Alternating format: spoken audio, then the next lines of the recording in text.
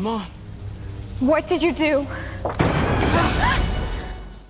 We all love the little adrenaline rush that comes from horror movies. Nothing gives you that cardio like a hint of that primal fear that gives you goosebumps. Yeah, see what I did there? Sorry. Anyway, today's episode is all about the Goosebumps TV series, so buckle up Buttercup as we explore some of the most popular monsters in the series, and a few of the episodes too. It's the perfect time for this video as fall is here, so without further ado, let's get right into it. Now just before we go into the video, we do have a small request. If you like our content, please support us by subscribing to the channel. It's a small click for you, but for us it means an awful lot. Now let's begin.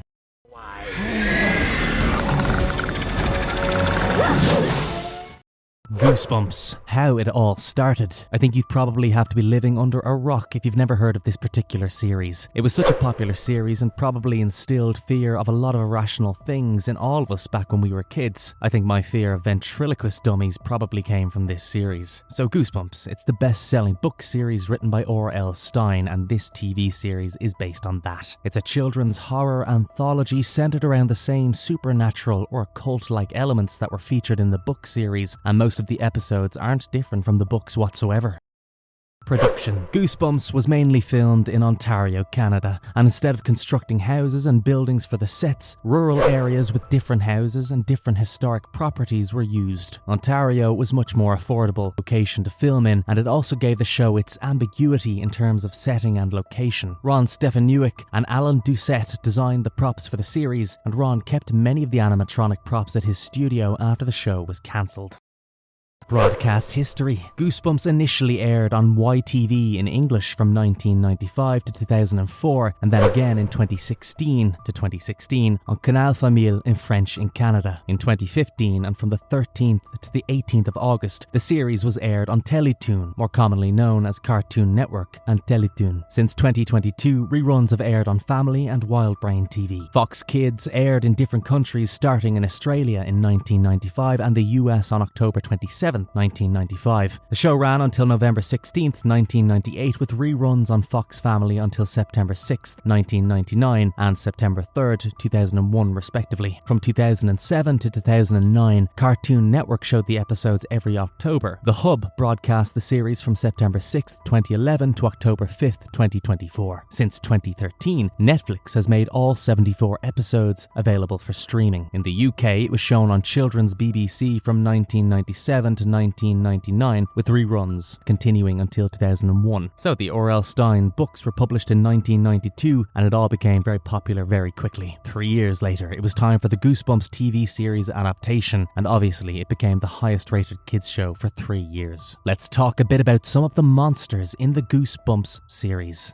Slappy the Dummy. Ugh. Let's all applaud for the ventriloquist doll that made me fear dummies. Slappy has a series of books featuring him as the main antagonist. He's alive, and he has an evil agenda of the average British man from a couple of hundred years ago. So if one happens to find this doll and says the following words, Caro Mari O'Donna Loma Malonu Coranu, out loud, which translates to, you and I are one now, he comes to life. Now, if you're wondering how the hell anyone would ever say these words, well, Slappy carries a note in his jacket pocket that he's written the words on. So if you've made the mistake of saying this, you get a gift, and that gift is slavery. Slappy's debut was in The Night of the Living Dummy in 1993, and since then he has become the most popular villain of the Goosebumps franchise. The proof lies in his appearance in several books and media, which is more than any other Goosebumps character. He also received his own series of books known as the Goosebumps Slappy World in 2017. He was also the main antagonist in 3 of the Goosebumps TV series episodes, and even in both the films Goosebumps and Goosebumps 2 Haunted Halloween. He is also known as Kandu, one of the 2 main antagonists of the 2023 TV series. So let us discover a little bit of Slappy's history, as he is the most popular character from the Goosebumps series. Slappy, according to I Am Slappy's Evil Twin, was a man named Franz Maher who lived in England and moved to America in the 1920s and became a ventriloquist star due to the realistic dummies that he made. He learned magic from an evil sorcerer named Kandu, who also happened to be his colleague, who used his magic to bring his dummies to life so that they wouldn't feel so lonely. Revealed in Bride of the Living Dummy, Slappy was carved out of coffin wood by an ancient sorcerer. Shocking. Anyway, when the sorcerer died, he chose to reside his soul in the dummy. He waited for the day that someone would recite the words in the dummy's pocket so that he could come to life. A brother named Wally, who was carved from the same coffin. This was only interpreted as a dream until Jimmy O'James received a crate with Wally inside, along with a set of instructions. Fun fact, the idea of Slappy came to R.L. Stine from Pinocchio since he was terrified of him as a kid. And since misery needs company, R.L. Stine decided to traumatize a bunch of kids and preteens to pass on the trauma to us. What a guy. Stine also mentioned that when he was a kid, he would use his ventriloquist dummy to scare his brother. So that's how he got the idea of the character of Slappy. And let's give you a little image of Slappy. He had brown hair and blue eyes. Honestly, anyone with blue eyes is scary because it looks like they're staring right into your soul. He also had bright red lips that curve into a malicious smile. There's a chip on his lower lip, and mind you, even if he is evil, well, this little devil's got style. He wears a grey suit over a white collar and a bow tie that matches his lips. But in the television episodes, he's a redhead and he has brown eyes. Also, he consistently insists that he's neither a fool nor a dummy, but you are. He's a sadistic little doll, and his objective is to enslave humans and make them do his bidding. He also spews out insults like Eminem, so there's that. Both in the books and the series, he's been seen making fun of people to get his owner in trouble. He's not just an evil bully though. Throughout the books, he's tried to murder people. In Slappy New Year, he tried to decapitate 2 young children, and he's also a certified paedophile because he literally tried to force a young girl to be his bride. In the 1990s TV show, sadistic Slappy is the same control. In his debut, he literally tries to frame his owner for breaking the hand of a child and almost smashing a guitar over the fun. Oh, let's talk about Slappy's powers for a second, right? 1. He can bring other dummies to life, as he does in the episode Night of the Living Dummy 3. 2. He can also turn people into dummies. 3. He can control other people's thoughts by making a chirping sound. 4. He also has other powers in different versions of his, such as freezing people in their place, teleportation, telekinesis, electrokinesis, laser vision, boiling fluids, sound manipulation, ghost form, and immortality. The Monster Survival Guide also notes that termites are a weakness of Slappy. In Slappy Beware, it's revealed that if Slappy hears someone recite the words to animate him or send him to sleep in reverse, Karanu, Malanu, Loma, Odonna, Mari, Karu, it would cause him to fall into a permanent sleep from which he could never awaken. Additionally, the book states that for the spell to be effective, Slappy must hear it. If he covers his ear, the spell won't take effect. The Haunted Mask. There are 3 books: The Haunted Mask, The Scream of the Haunted Mask, and Goosebumps Wanted, The Haunted Mask, that have the Haunted Mask as the main antagonist. The Haunted Mask is a living mask that possesses its user. It's not the only mask though, as many masks were created by a shopkeeper a long time ago. The shopkeeper created these masks because he was born with an ugly face and had no love left for himself. After growing up, he studied biological engineering and became a scientist, using his knowledge to create a beautiful prosthetic human face. The mask was made of human flesh. Please don't ask me to explain how he made it. And once he wore it, it would merge with the flesh of the user, attaching itself to the human forever. When he put on the mask though, things didn't go as planned. The mask turned horrendous. He had to cut within his skin to excruciatingly remove the now dull green fanged mask. But as he still felt ugly on the inside, the mask was transforming into the person he was within. He then placed all of the masks that he had on the shelf in the mask shop's back room that he was working on opening, and he called them the Unloved. The Haunted Mask feeds off the fear and malice around it, and it's at its most powerful state on Halloween. It amplifies the user's negative emotions, eventually taking over control of the user completely. The only way to remove the mask seems to be an act of kindness or a symbol of love. This weakens the hold the mask has on the user, and the user can then remove it. The mask seems to have an affinity for Carly Beth over other people. In the book, the mask is described as a yellowish-green skinned mask with a bulging forehead, orange eyes that glow, and a mouth that has rows of animal fangs. The TV episodes retain the appearance, with the difference being that the eyes turn black. Werewolves. Werewolves are a part of many different fantasy horror franchises. Goosebumps is no different. Usually a werewolf transformation happens when one is bitten by another werewolf. In the episode Werewolf Skin, it shows that some people are just cursed to transform into werewolves unless the werewolf skin is removed under certain conditions. Some conditions include burning the skins unless you wish no harm to come to the person under the curse, but mostly werewolves are the people that the main character somehow knows. They keep showing up in the story, and only towards the end are their true true motives revealed. Otherwise, these people are trying to bite, attack, or kill the person they're hiding their identity from. However, they reveal their true form when the target is captured, alone, or defenseless. There are many books in the Goosebumps series featuring werewolves, and the same goes for the TV series. The Scarecrow. Okay, imagine this. An old, creaky house sitting alone on the edge of town. The kind of place that makes you shiver when you walk by it. But here's the thing. In the overgrown yard, there's a scarecrow. It's been there for what feels like forever, forgotten. No one knows why it's still standing, and honestly, no one has dared to ask. That's until three friends, Darlene, Scott, and Melanie, hear rumors about it. Now, they're the curious type, always up for a bit of adventure, especially if it involves something spooky. So naturally, they decide to check it out. They make their way to the yard, and when they get close enough, they start to notice something strange. The Scarecrow isn't just wearing any old tattered clothes. It's got a red baseball cap, a yellow scarf, and leather gloves. But here's the really eerie bit. Those aren't just random accessories. They're exactly what each of them has wanted for a long time. Melanie can't help but sneak back later, grabbing the scarf. And she's thrilled, right? Until she starts to lose her voice. A sore throat comes out of nowhere, and pretty soon she can't speak at all. Then Scott decides to take the cap, thinking it can't hurt. But after a while he starts having terrible headaches and becomes so forgetful that his mom asks if he hit his head somewhere. I would have just said, "Oh no mom, you dropped me as a baby, remember?"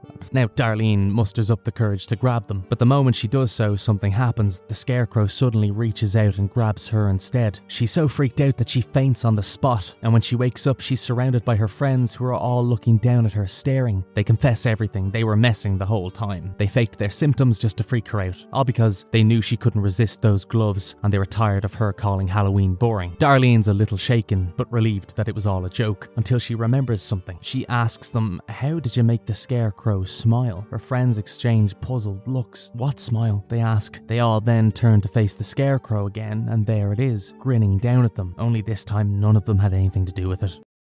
Mr. Mortman. Mr. Mortman is the main villain in the story, the girl who cries monsters. He's shown to be extremely strange, humming to himself while he eats, talking to his pets before eating them. Yeah, and his pets are tarantulas, by the way. Anyway, he's extremely organised but very distracted. I'm not a psychologist, but it's probably ADHD and OCD. Why? Well, he stopped midway to fix a library card catalogue while he was chasing Lucy. Who's Lucy? Well, keep watching to find out. So obviously, okay, he's a monster, and that's why he's on the list, but he works as a librarian and takes his job really seriously. He's polite and friendly and goes to Lucy's place to return her bag, but he's not very nice once he learns that she found out that he is a monster, and instead of trying to talk to her, he thinks, "I'll kill the child." He has bulging eyes and a swollen head.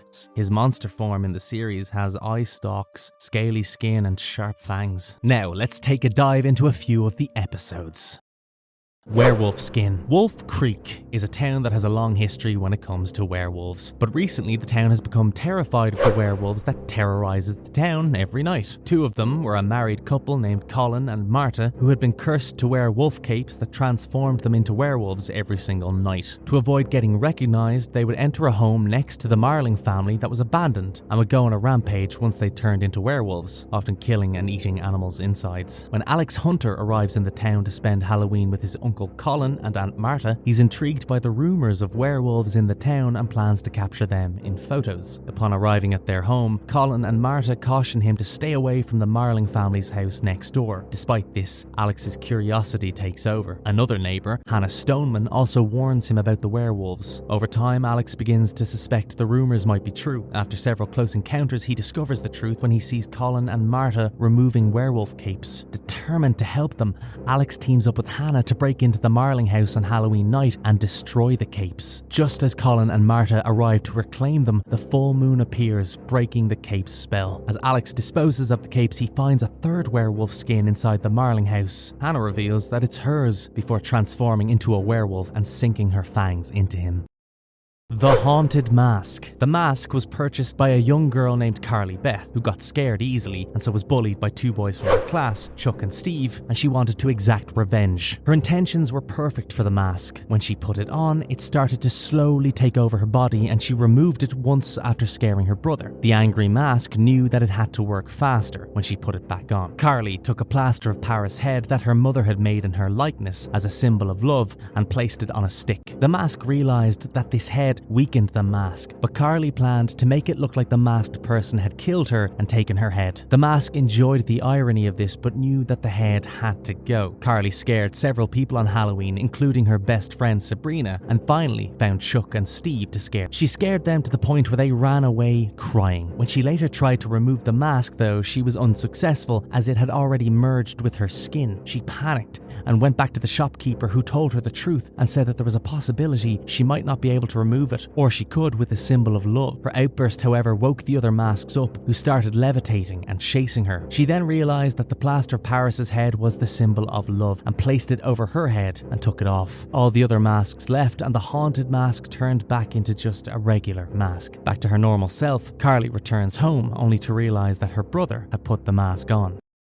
The Night of the Living Dummy 3. As we discussed the story of Amy when we talked about Slappy, let's see what malice he's about to ensue next. In this episode, Trina and Dan's father, Danny O'Dell, stumbles upon Slappy at a junkyard as he's the collector of ventriloquist dummies, so he decides to bring him home. Curiosity gets the better of Trina when she reads the incantation found in Slappy's pocket, triggering a series of strange occurrences around the house. Dan and Trina's cousin Zane is visiting, and he's been mischievously placing Rocky, one of the dad's dummies, in odd spots. When they confront him about it, they all agree to stop pranking each other. However, Slappy reveals his sinister abilities in this episode. Not only can he turn people into dummies, but he also has the power to repair himself. He animates Rocky, forcing him to act as his servant. Things take a darker turn when Slappy transforms Zane into a dummy, warning the kids that they could share the same fate if they defy him. Showing bravery, Trina reminds Rocky that their dad fixed him and brought him home to be part of the family. This sparks a confrontation where Rocky throws Slappy out of the window, leading to a dramatic moment where Slappy is struck by lightning and explodes. Zane is then restored to his human form. With the threat seemingly gone, Zane and the siblings, they all grow closer, looking forward to their next visit. However, as Zane is about to leave, his head unnervingly spins 180 degrees and he ominously says, "See you soon, cousins," hinting that Slappy's control over him is far from over.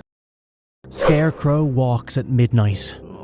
Scarecrows. Those creepy things made of straw and probably some dark magic, because why the hell are they so eerie? Two siblings, Jody and Mark, go to their grandparents' house during the summer holidays. Things seem abnormal as soon as they reach there, from their grandparents acting differently towards Stanley, the person who was in charge of maintaining their farm. Stanley is making most of the decisions around the house and talking in a way that doesn't make sense. He incessantly repeats that he made the Scarecrows walk and that they walk at midnight. Sticks, Stanley's son, is also going above and beyond to scare Jody and Mark. Eventually, fed up at Sticks, both the siblings decide to scare Sticks at night. Jody comes up with an idea to get Sticks to the cornfield where Mark dresses up as a scarecrow. And of course, it all goes horribly wrong when the Scarecrows come alive and attack Jody as she's looking for Sticks. Sticks ends up saving her and reveals that his father was the one who found a spellbook. He made the Scarecrows come alive by chanting something from the spellbook and asserted to Jody's grandparents that he put the Scarecrows to sleep on one condition, that they would do things his way for a while. Growing up as a farm boy, Stanley never had the luxury of making decisions and never had the freedom to have things his way, so he made the Scarecrows walk. Unfortunately, the Scarecrows don't go to sleep. Stanley overhears all of this and runs to the field to end it all, and Sticks and Jody run after him. Stanley says an incantation, but instead of making the Scarecrows sleep, he makes them come alive because he said the wrong chant. They take Mark to the barn and all of them hide. As the Scarecrows wreak havoc in the barn and attack, Mark uses the thresher to kill all of the Scarecrows. The following day, all is seemingly back to normal when Stanley finds a page and reads it out loud, making the thresher come alive. The episode ends with everyone looking horrified as the thresher continues to drive towards the house and the screen fades to black.